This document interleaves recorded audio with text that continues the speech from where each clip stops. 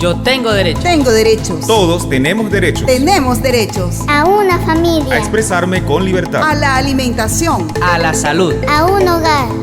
Vive tus derechos. Oficina de Derechos Humanos por la vida y la justicia de los pueblos amazonenses. Ya comienza Vive tus derechos. Feliz día, hoy jueves 14 de mayo del año 2026. Sean todos y todos bienvenidos a una nueva emisión de su programa, nuestro programa Vive tus Derechos. Vive tus Derechos es un programa educativo e informativo producido por la Oficina de Derechos Humanos del Vicariato Apostólico de Puerto Ayacucho, que llega a ustedes gracias a la Coordinación de Medios y a la Dirección General de Raudal Estéreo 92.9, la emisora que te mueve. La Oficina de Derechos Humanos, 34 años trabajando por la justicia y la vida de los pueblos en Amazonas. Jesús Pantoja desde los controles, Jorman Cayupare desde el apoyo tecnológico y quien les habla Héctor Escandel. Los estaremos acompañando en los próximos minutos. Derechos humanos y ambientales. Estos son los acontecimientos, hechos y personas que marcaron nuestra historia. Vive tus derechos. 11:04, vamos a nuestra revisión de los acontecimientos, de los hechos que ocurrieron en el pasado entre hoy 14 y el próximo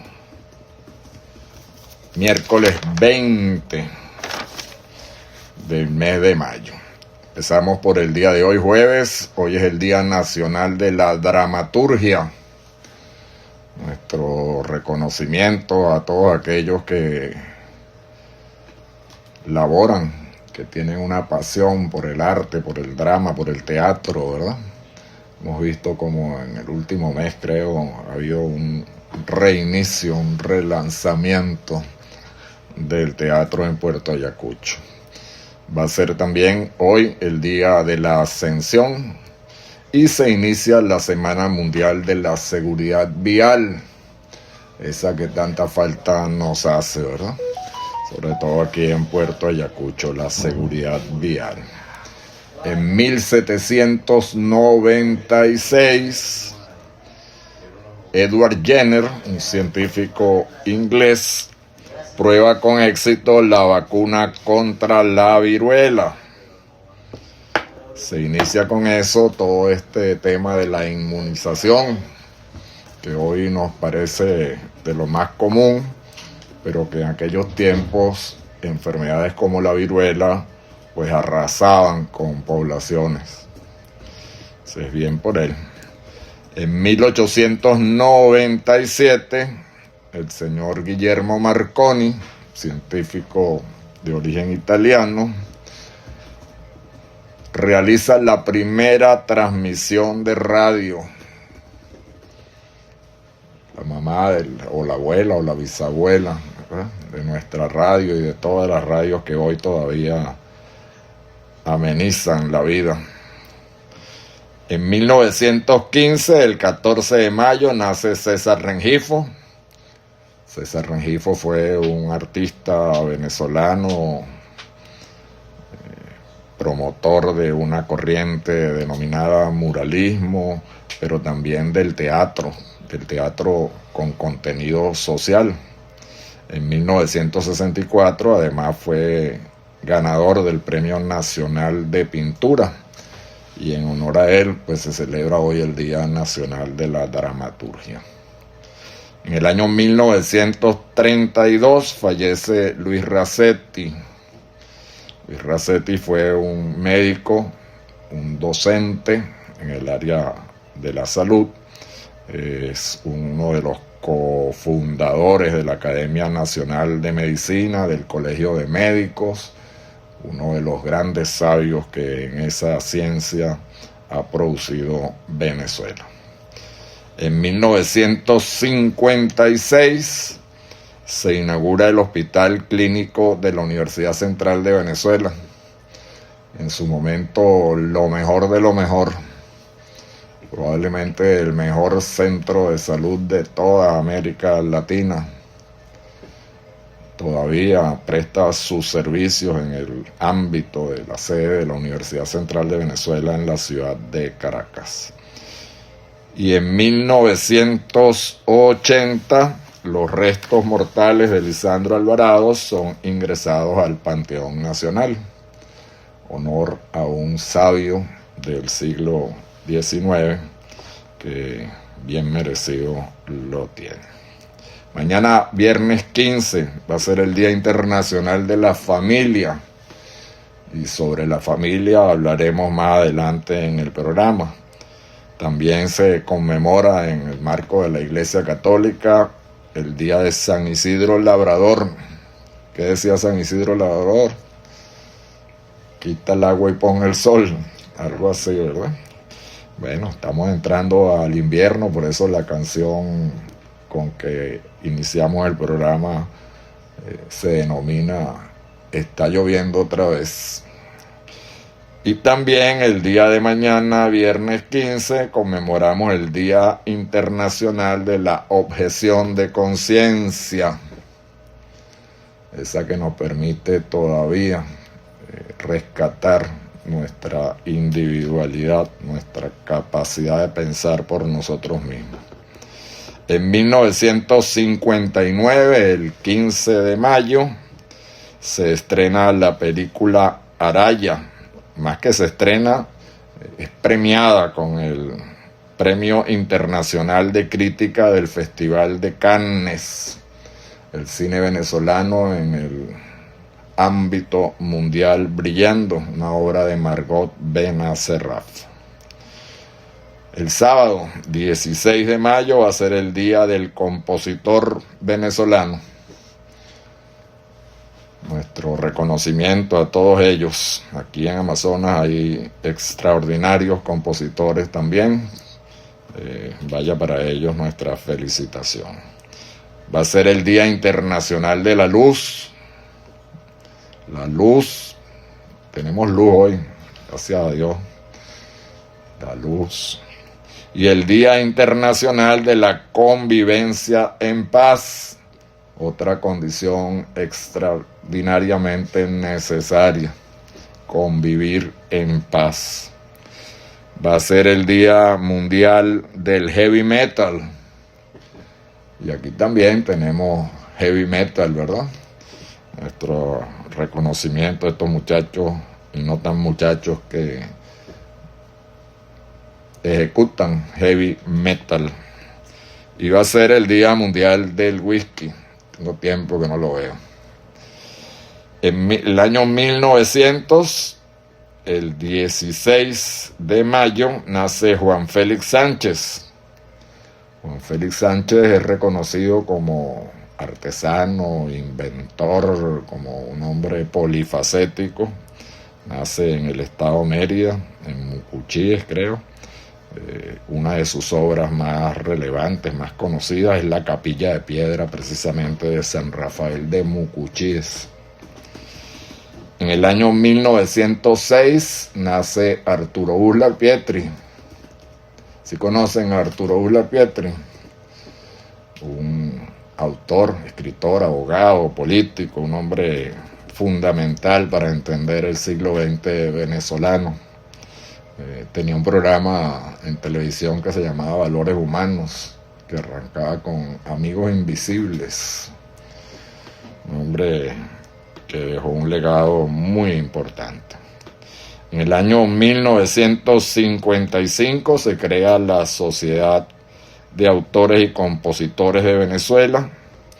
Esa sociedad se crea, entre otras cosas, para rescatar el valor de todos aquellos participantes en las artes musicales, para proteger los derechos de autor, algo que hasta esa fecha pues no había sido reconocido. Y en el año 1980, el 16 de mayo, nace Juan Arango. Juan Arango va a cumplir entonces 46 años. Juan Arango es para muchos el mejor futbolista venezolano de la historia. reconocido también internacionalmente como un extraordinario deportista.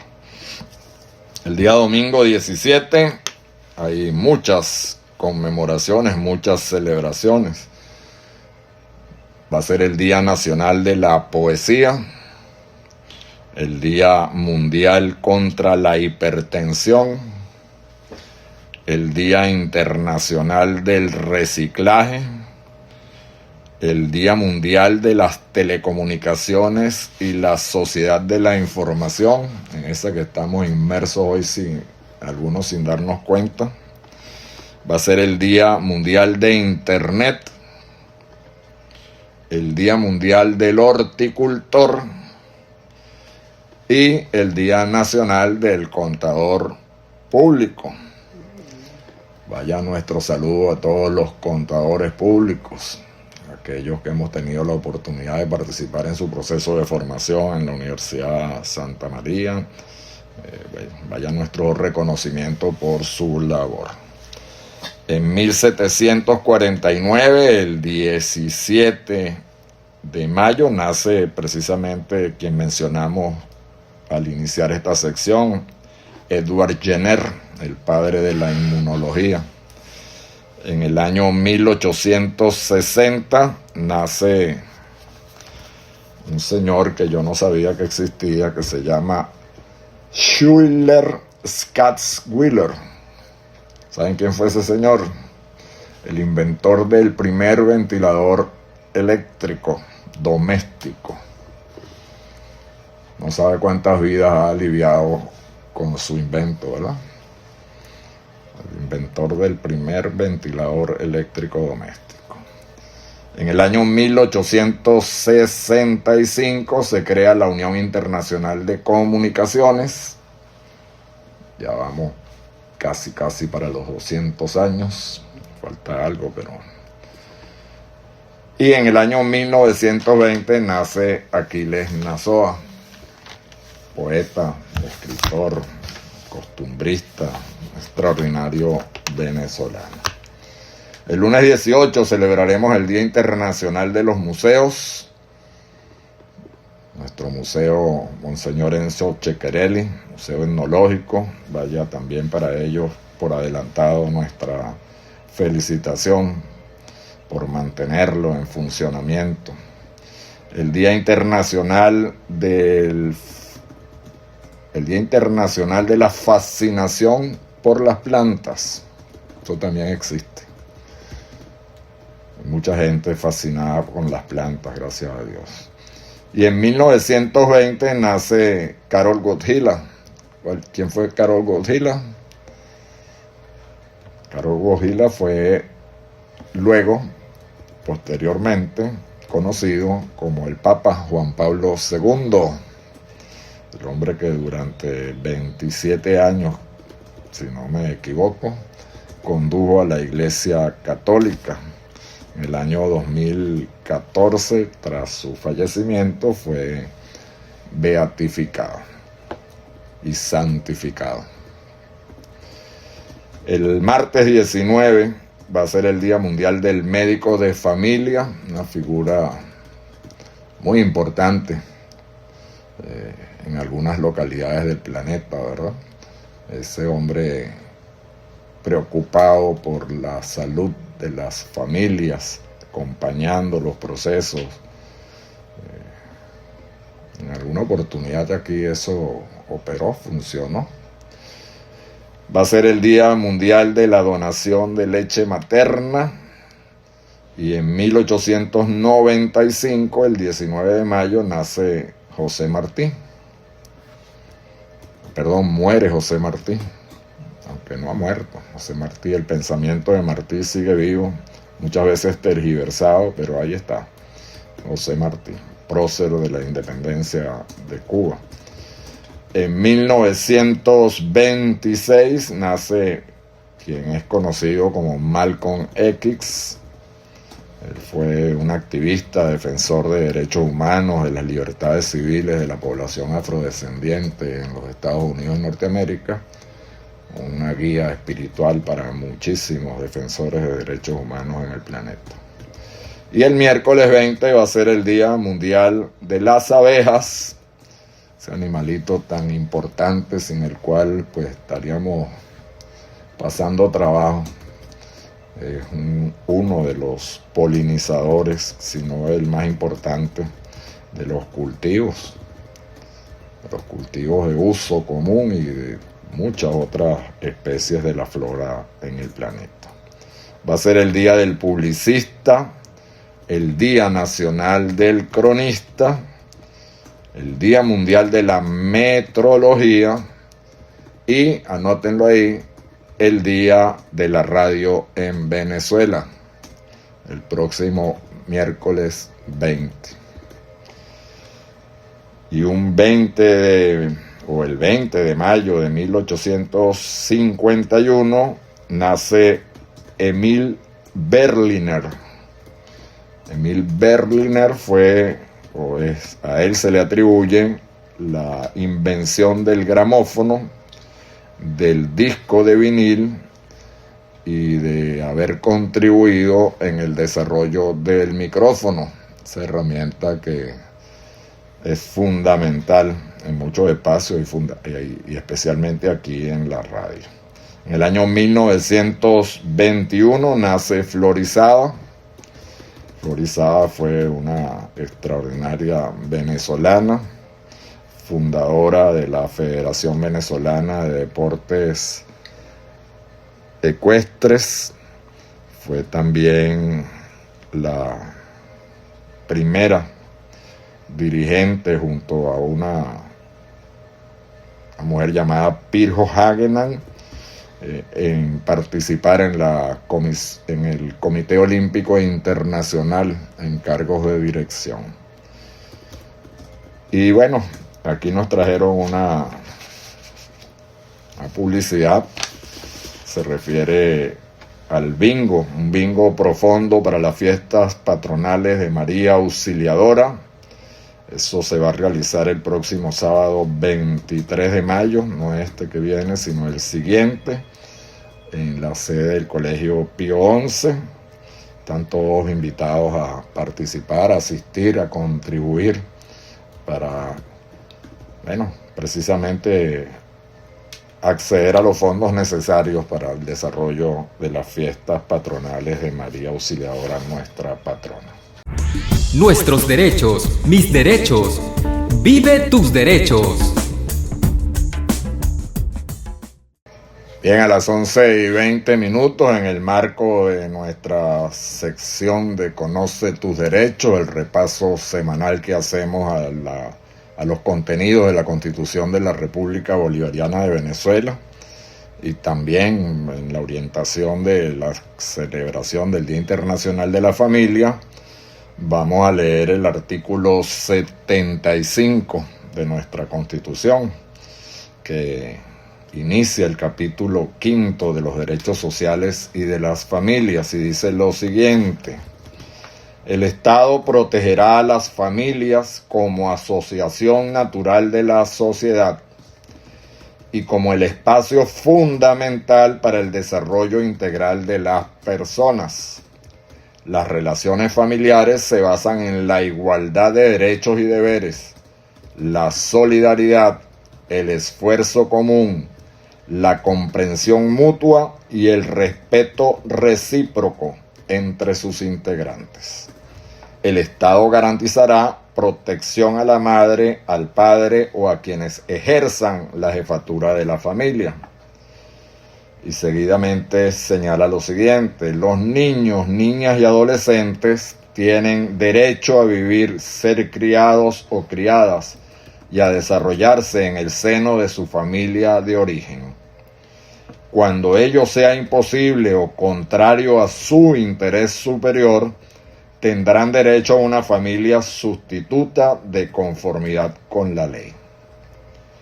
La adopción tiene efectos similares a la filiación y se establece siempre en beneficio del adoptado o la adoptada, de conformidad con la ley.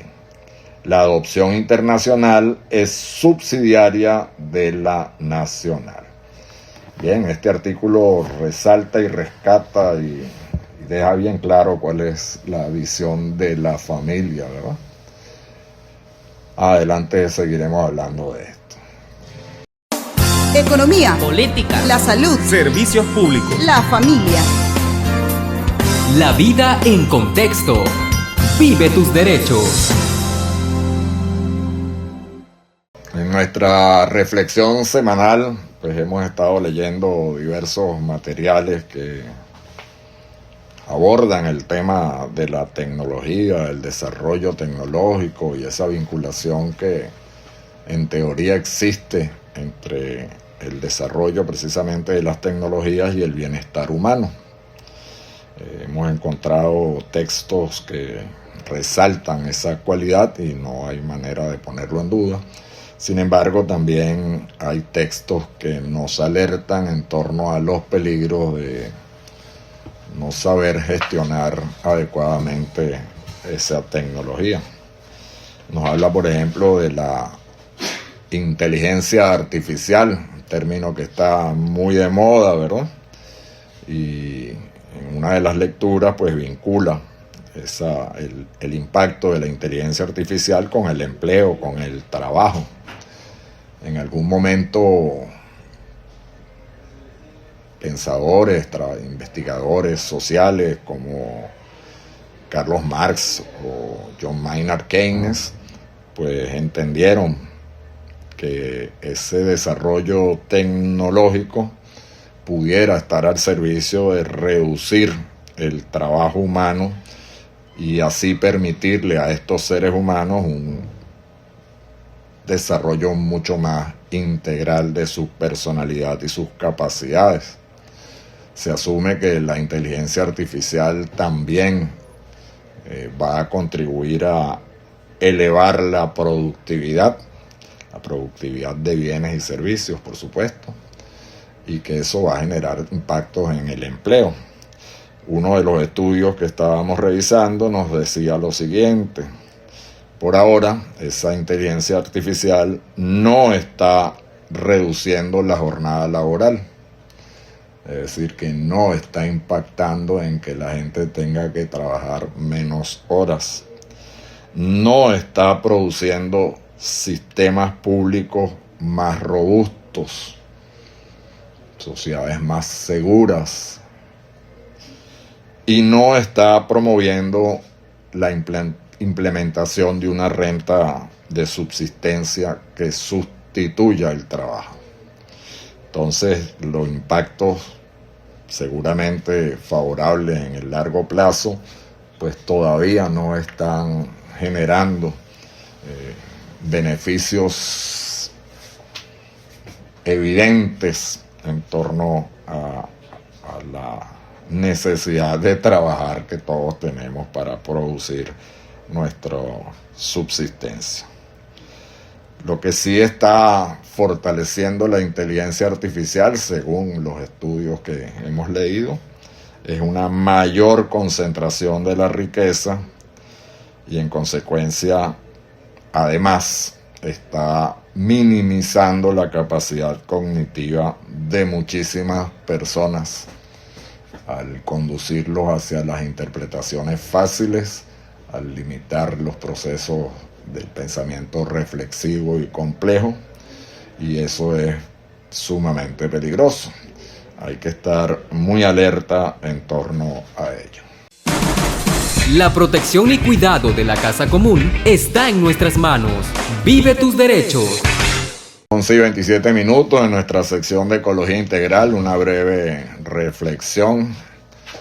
Sin duda, pues estamos en un momento histórico donde hay una necesidad urgente de rectificar algunos de los modos de hacer las cosas, algunos de los modelos que hemos adoptado en virtud de la evidencia del impacto negativo que eso tiene sobre las condiciones de vida en el planeta. Sin embargo, también hay que reflexionar en torno a que no siempre las alternativas que se han propuesto en los últimos años, no todas, pero muchas de las más publicitadas, no siempre están respondiendo a los intereses de la sociedad.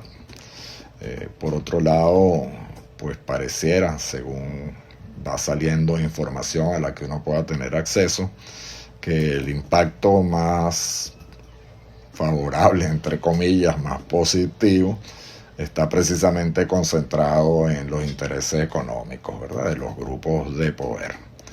Los planes de negocio se imponen sobre muchas de las alternativas que se han ido proponiendo, ¿verdad?, para sustituir, por ejemplo, el modelo energético predominante, ese que está basado en la quema de hidrocarburos. Hemos visto cómo en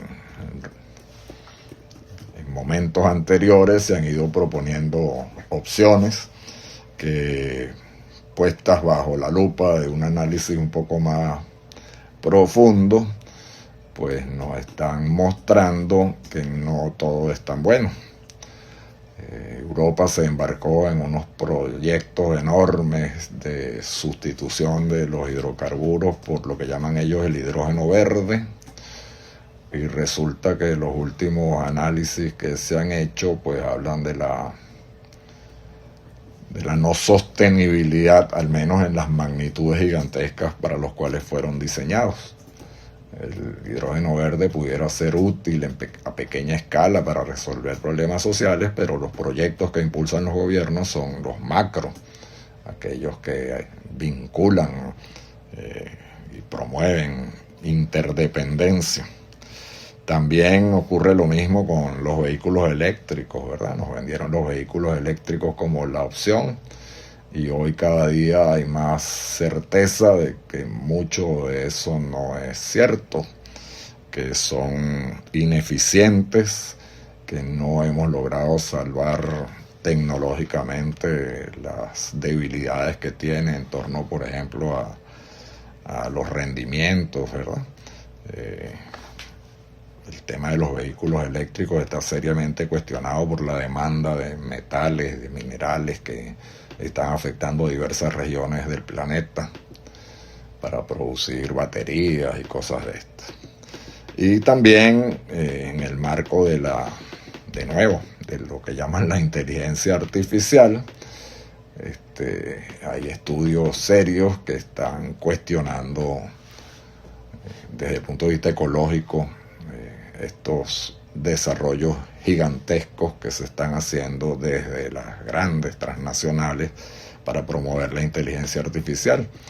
Y la crítica se sustenta en el altísimo consumo de energía, por un lado, y también en el muy, muy elevado consumo de agua. Entonces, para mantener la infraestructura de esta inteligencia artificial, estamos probablemente dilapidando recursos energéticos y de agua que serían más útiles, más necesarios para atender las necesidades de muchas sociedades que todavía están al margen de este bienestar. Lo que sí está claro es que seguimos en el camino de entender que el crecimiento económico a costa del agotamiento de los recursos naturales no es la vía. Generar bienestar siguiendo el proceso, los múltiples procesos de degradación ambiental, no son los caminos correctos. Se requiere mucha más reflexión, mucha más contribución, mucha más conciencia, y sobre todo que las políticas públicas pues apunten hacia donde deben apuntar, hacia el bienestar de las sociedades y no el bienestar de los intereses o de los grupos de poder.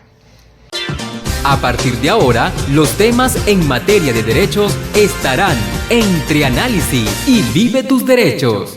Un destacadísimo defensor de derechos humanos de nuestra localidad, un hombre comprometido con los valores que promueve la Iglesia Católica en términos generales, ¿verdad? Uh-huh. Y bueno, un maestro del que tenemos mucho que aprender. Me refiero al señor Isidro Torrealba. Bienvenido. Muchas gracias, profesor. Muchas gracias, Raudal, por esta nueva oportunidad que me brindan. De verdad, encantado de estar aquí nuevamente. Vamos a hablar de la familia desde su perspectiva. Yo he notado, mucha gente lo ha notado, hay muchos textos escritos, que la familia en las últimas décadas ha sido una de las instituciones más atacadas.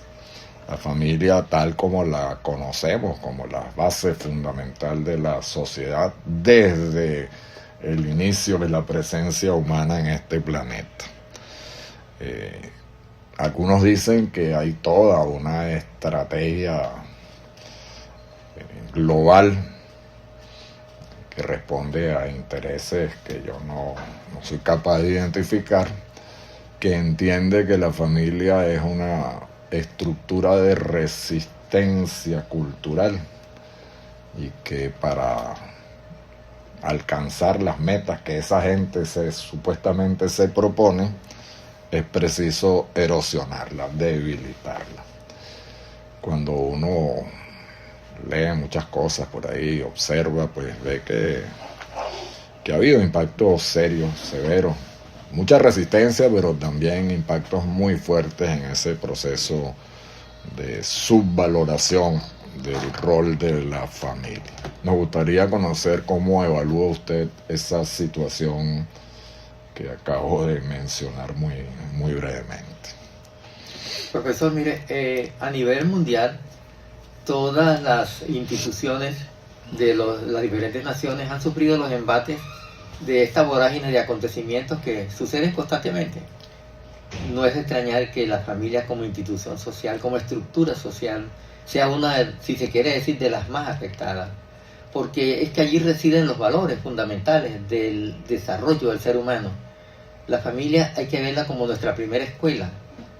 Es esa escuela que se encarga de que se cultive el ser humano, la persona, con esa capacidad de tener un carácter definido, con esa capacidad de aportar hacia una nueva sociedad productiva, generadora de ideas preconcebidas para el engrandecimiento y para el desarrollo armónico de la persona. Entonces no le extrañe o no nos extrañe que las personas promotoras de esas ideas empleen esta táctica de dividir y vencerás. Sí, sin duda, es que uno revisa, lee, trata de enterarse de cosas, ¿no? Y uno ve que independientemente de la ideología dominante en cualquier nación del planeta, históricamente la familia ha sido una unidad fundamental, ¿verdad? Hay quienes dicen, quienes acusan a unos promotores de un ultra neoliberalismo, una posición así medio extraña, como los promotores de todo este tipo de acciones. Va más allá entonces de las ideologías convencionales y se trata de imponer otro modelo ideológico que en consecuencia lo que está intentando es demoler las bases de los modelos civilizatorios, independientemente de la ideología, ¿verdad?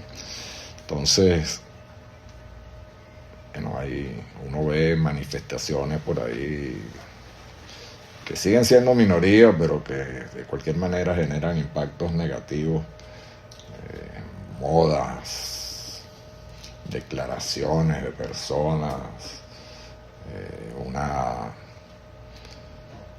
exagerada promoción del individualismo y de la competencia, en contrario a los valores de la solidaridad, de la convivencia, ¿verdad?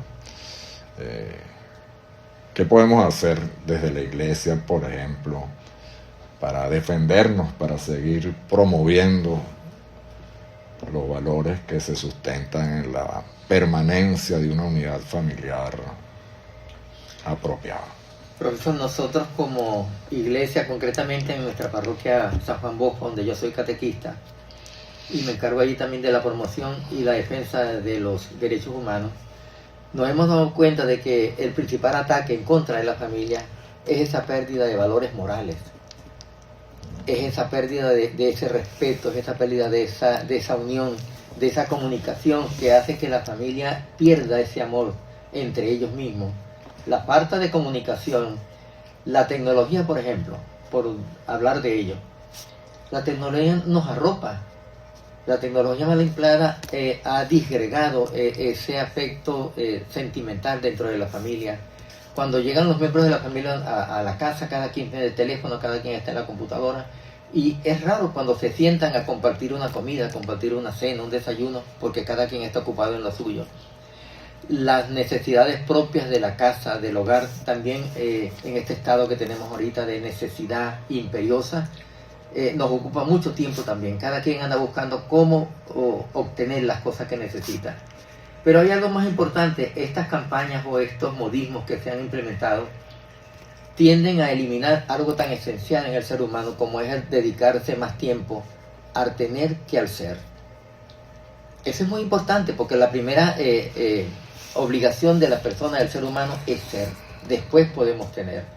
Pero cuando nos colocamos en esa necesidad de buscar el materialismo, de poseer cosas, y nos olvidamos primero de cultivar a la persona, de seguir creando para nosotros mismos y para nuestros familiares ese entorno familiar que nos permita convivir de una manera armónica, que nos permita como conjunto, como estructura social, como eje social, buscar la forma de que todos participemos, de que todos tengamos derechos, de que todos tengamos deberes, pero también de que esos deberes y esos derechos nos obliguen a estar cada vez más unidos.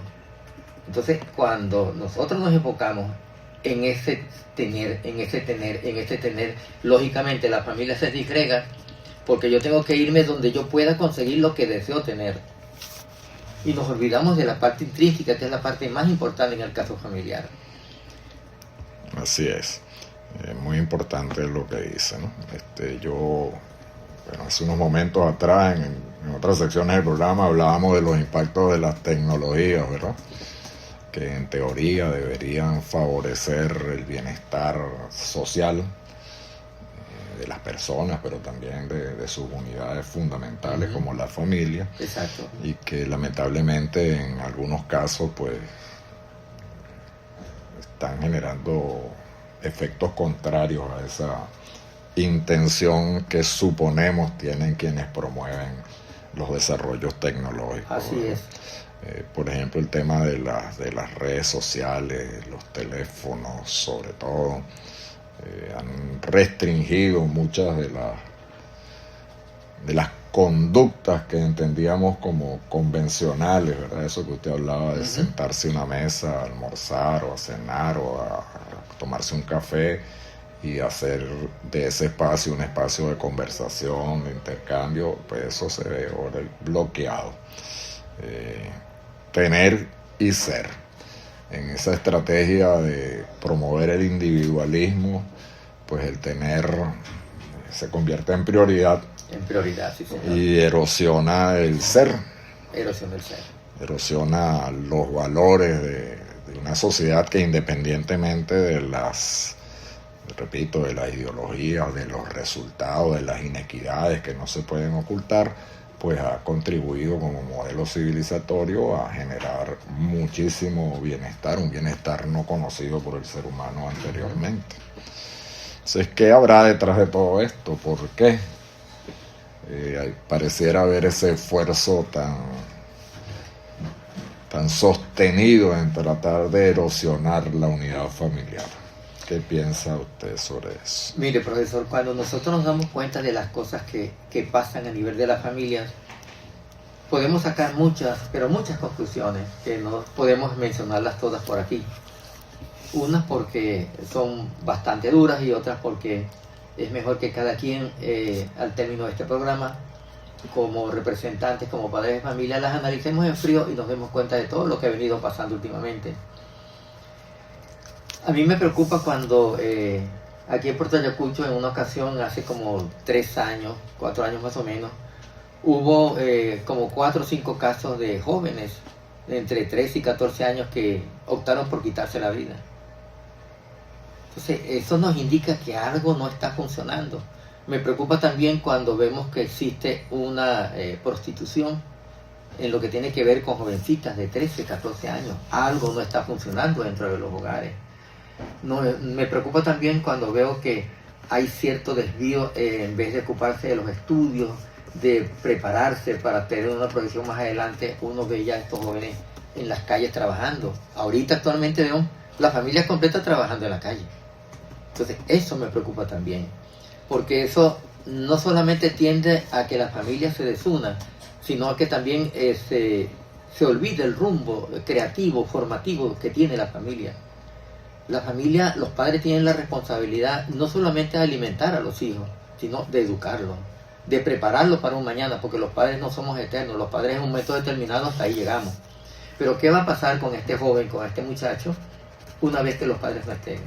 ¿Cómo va a enfrentar la vida? ¿Cómo va a seguir enfrentando los retos que día tras día esa misma situación de vida le va a presentar a él? Entonces es una de las responsabilidades de los padres, dentro de tantas otras.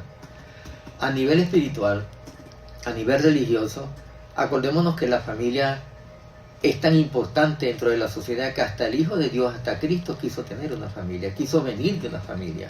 Así será la importancia, pero veamos también el papel que tuvo tanto la Santísima Virgen como San José en la educación, en el trabajo, en las costumbres, en todo aquello que iba a ser de Jesús para la misión que tenía que ser más adelante, un hombre preparado, una persona que tenía esa facilidad y esa capacidad de llevar adelante la misión que el Padre le había encomendado.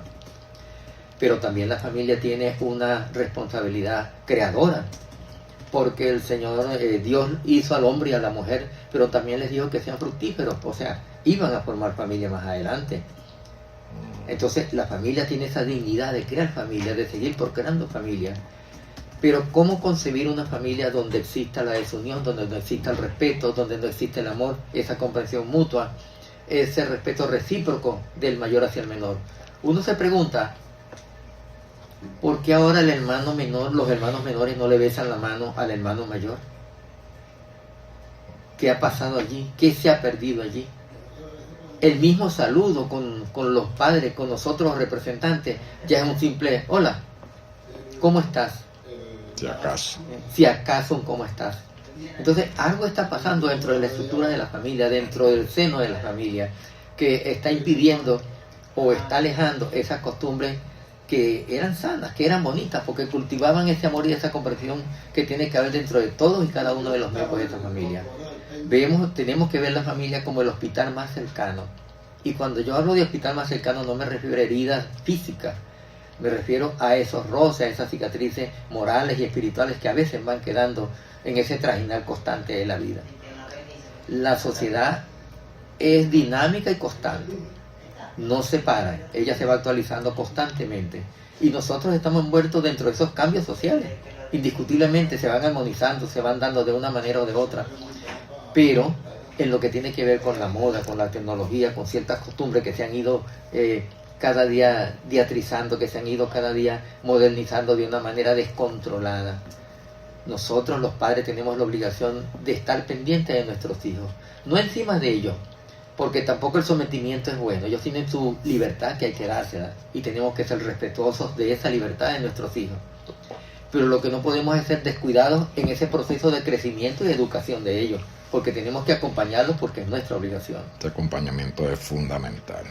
Sí, sin duda usted mencionó entre todas estas cosas, estos planteamientos que ha hecho, un elemento del gran sistema social de la humanidad que es el factor económico, ¿no? El factor económico se viene convirtiendo en un factor disruptor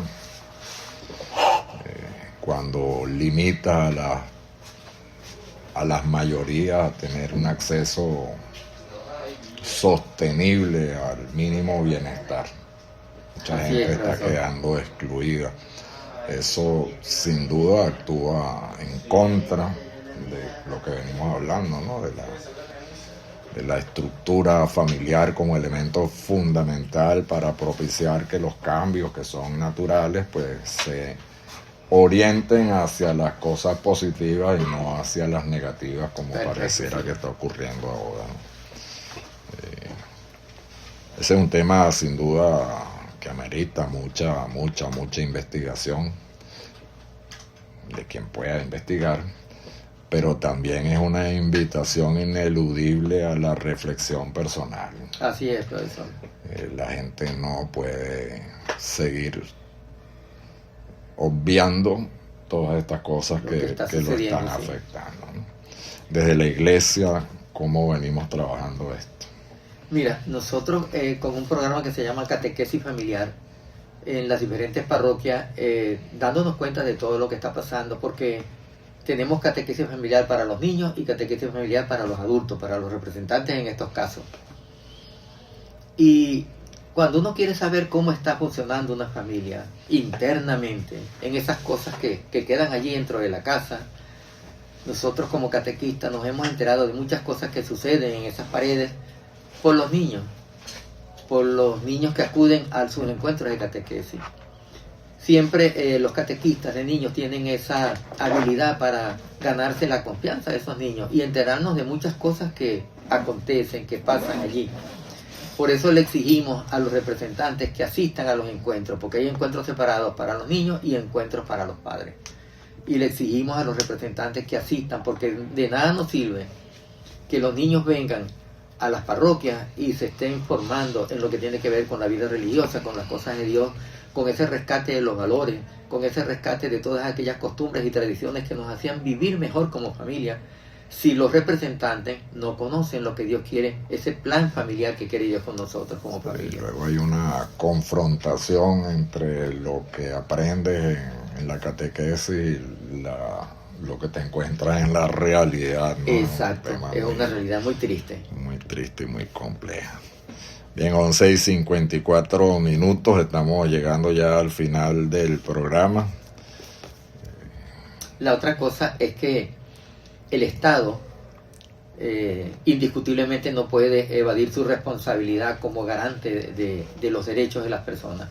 En el artículo 75 de la Constitución Nacional, por la cual nos regimos nosotros, el Estado tiene la responsabilidad de garantizar y proteger la familia como eje social, como ente social, como estructura social en el desarrollo y la formación de ese ciudadano o ciudadana para el mañana.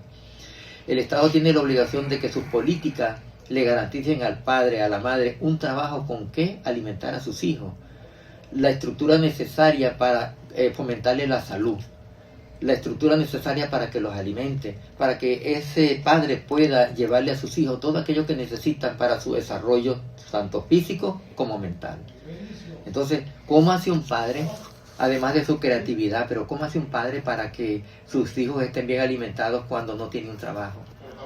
¿Cómo hace un padre para convivir con sus hijos sanamente, de una manera adecuada, cuando no posee una casa, una habitación donde convivir con sus hijos? ¿Cómo hace un padre para preservar la salud de esos hijos cuando la estructura de salud no brinda las condiciones necesarias para que eso suceda? Pero también es un llamado de reflexión a los padres y a las madres, a todas aquellas personas que tenemos esa responsabilidad de crear la familia, de crear nuestros hijos. Tenemos que estar pendientes de saber exigir nuestros derechos, porque es lo que está pasando. Muchas veces los violadores de nuestros derechos no son tan culpables como nosotros, que permitimos que se nos violen y no reclamamos. Tenemos que cambiar esas actitudes para que podamos saber cómo exigir, dónde exigir y cómo y a qué hora exigir nuestros derechos. Así es, muchísimas gracias. Usted acaba de hacer un interesantísimo aporte para esto, ¿no? Porque en el marco de la situación económica, ahora los padres pues se ven en la disyuntiva no solamente de tener escasos recursos, sino enfrentar una paradoja entre lo que son las necesidades básicas, reales, fundamentales, y las necesidades que se han ido creando. ¿Verdad? Y que esas necesidades que se han ido creando para responder a intereses económicos de grupos X, ameritan la atención del la Estado. atención del Estado, porque los muchachos reclaman, los muchachos demandan. Así es. Y eso hace todavía más difícil las cosas. Y profesor, perdón, acordémonos que el muchacho ahorita es interactivo, el muchacho ahorita es pensante, dinámico, y él va a buscar la manera de conseguir lo que él necesita de una manera o de otra. La otra manera es la que me la que no queremos que suceda. La que me preocupa. Muchísimas gracias por su presencia. El espacio está disponible para próximas oportunidades. Estamos a la orden, profesor. Gracias a usted por la invitación. Gracias a Raudal por esta oportunidad, que siempre me brinda. Muy bien. Cerramos nuestra emisión de Vive tus Derechos con las frases para la reflexión. Y aquí tenemos una de Juan Pablo II, precisamente, de quien conmemoramos su nacimiento, ¿verdad? Esta semana.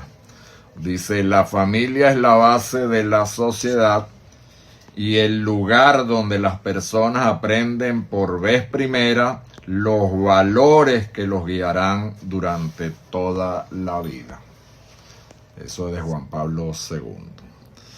Y una última frase del filósofo alemán Immanuel Kant, que dice: un ser humano, es lo que la educación hace de él. Así es, muy cierto. Bien, hemos llegado al final de esta emisión de Vive tus Derechos. Si Dios quiere, nos encontraremos la próxima semana. Tengan ustedes una feliz tarde. Vive tus derechos, un espacio de la Oficina de Derechos Humanos por la Vida y la Justicia de los Pueblos Amazonenses.